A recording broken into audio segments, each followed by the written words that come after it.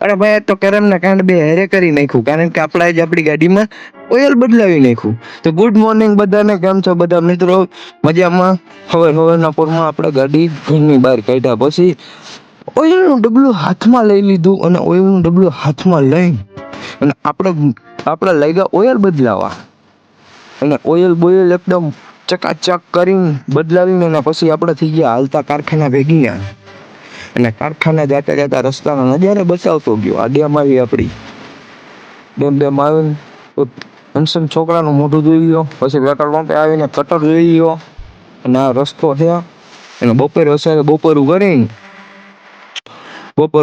કરીને અને પછી પાછા 6 વાગે હાલતી થઈ ગયા ઘર ભેગી.